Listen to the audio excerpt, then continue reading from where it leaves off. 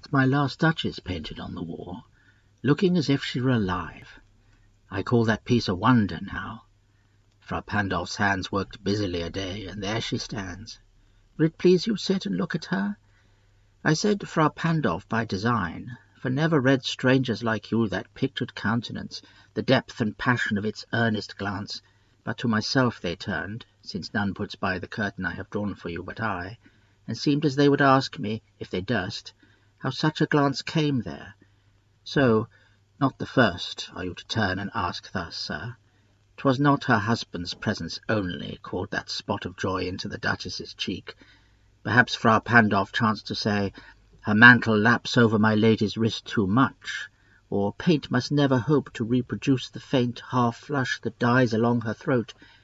Such stuff was courtesy, she thought, and cause enough for calling up that spot of joy. She had a heart, how shall I say, too soon made glad, too easily impressed. She liked whate'er she looked on, and her looks went everywhere.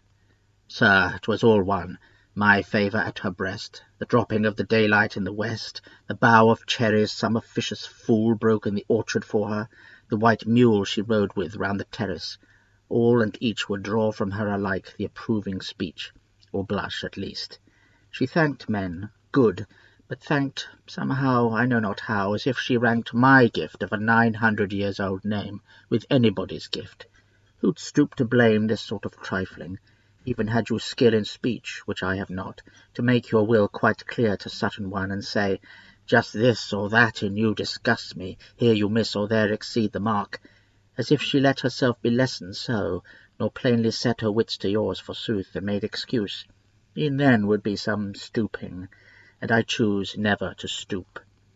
Oh, sir, she smiled, no doubt, whene'er I passed her, but who passed without much the same smile? This grew, I gave commands, then all smiles stopped together. There she stands as if alive. Would it please you rise? We'll meet the company below, then.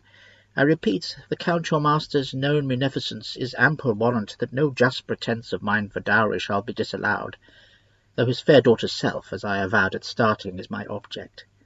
Nay, we'll go together down, sir.